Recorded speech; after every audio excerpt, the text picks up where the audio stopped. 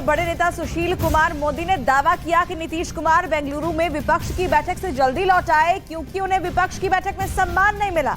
सुशील मोदी ये भी दावा कर रहे हैं कि नीतीश कुमार संयोजक बनना चाहते थे, लेकिन संयोजक के नाम का ऐलान नहीं होने से वो अपमानित महसूस कर रहे थे और इसलिए वो बेंगलुरु में विपक्ष की बैठक से पहले ही निकल गए।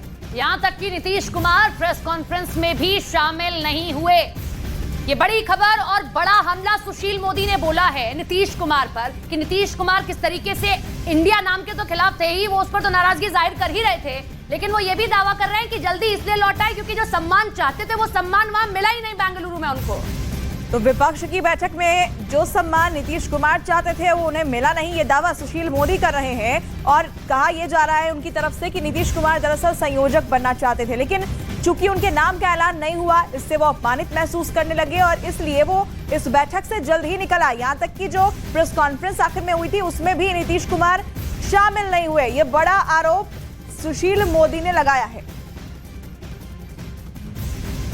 नीतीश कुमार को ये उम्मीद थी कि उनको कन्वीनर घोषित किया जाएगा, उनको लग रहा था कि उनको चेहरा भी घोषित किया जा सकता है, इसी से नाराज होकर निकल आए। नहीं तो चार्टर प्लेन से गए थे, 2 घंटे बाद भी प्लेन उड़ सकता था, ये कोई कॉमर्शियल फ्लाइट तो थी नहीं कि आपका इंतज़ार कर रही है 6:05 में फ्लाइट उड़ेगी।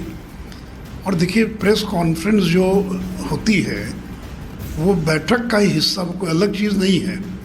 अब पिछले बार अरविंद केजरीवाल छोड़कर चले गए, इस बार लालू यादव नीतीश को छोड़ के चले गए, तो हम लोग को जो आशंका है कि एक तो उनको वो सम्मान नहीं मिला वहाँ बैठक में, उनको वो महत्व नहीं मिला।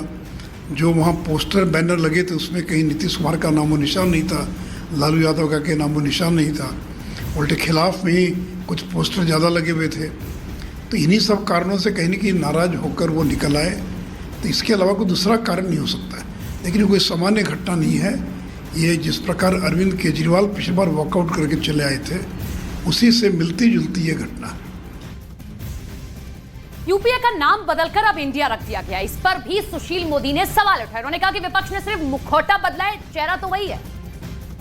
तो बड़ी खबर में आपको बता रहे हैं सुशील मोदी लगातार सवाल उठा रहे हैं और जैसा कि यूपीए का नाम बदलकर अब इसे इंडिया कर दिया गया है, इस पर भी उन्होंने सवाल उठाए। सुशील मोदी ने यूपीए का नाम बदलकर इंडिया रखने पर ये कहा कि विपक्ष ने सिर्फ अपना मुखौटा बदला है, दरअसल चेहरा तो वही है। और इंडिया नाम रखने पर न सिर्फ सुशील मोदी बल्कि एनडीए के तमाम नेताओं की तरफ से इस पर प्रतिक्रिया सामने आ रही है और इस पर अलग अलग उनकी तरफ से बयान सामने आ रहे हैं, जिसमें कुल मिलाकर यही कहा जा रहा है कि चेहरा वही है, सिर्फ मुखौटा बदला गया है।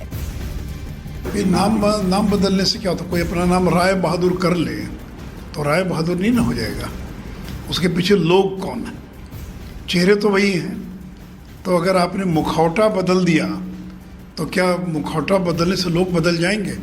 भाई उस मुखौटे के पीछे तो लालू यादव, उस मुखौटे के पीछे कौन है, ममता बनर्जी, उस मुखौटे के पीछे कौन है, अरविंद केजरीवाल जिनके 2 मंत्री जेल के अंदर बंद हैं, लालू यादव जो सजा याफ्ता हैं, स्टालिन जिनके 2 मंत्रियों के यहाँ सीबीआई ईडी का रेड हो चुका है।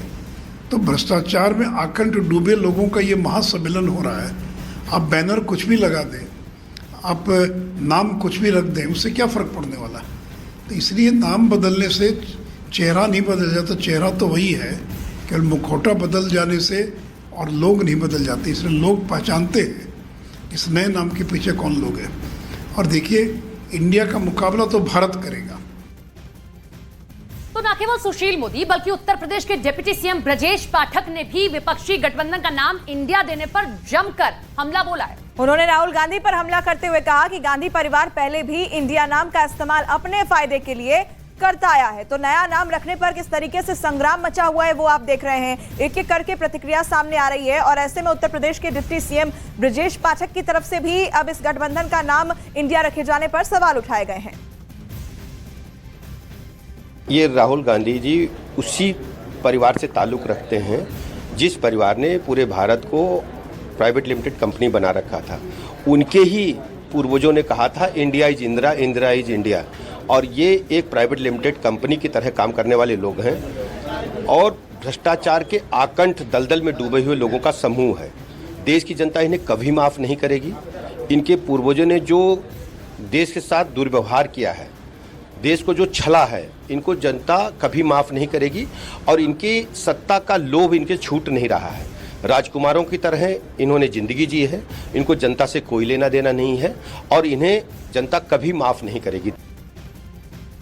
तो विपक्षी गठबंधन का नाम बदलने को लेकर सियासी बवाल के बीच संजय राउत भी सामने आए। उन्होंने सवाल उठाने वालों पर जमकर हमला बोला और लोगों को इंडिया का मतलब भी समझाया।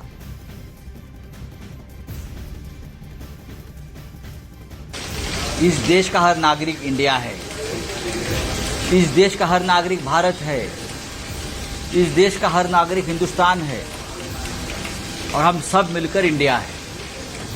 यह हमारा परिवार है और हम इस देश में जिस प्रकार की सरकार ये लोग चला रहे हैं तानाशाही की, उसके खिलाफ इंडिया चुनाव लड़ेगा और इंडिया चुनाव जीतेगा।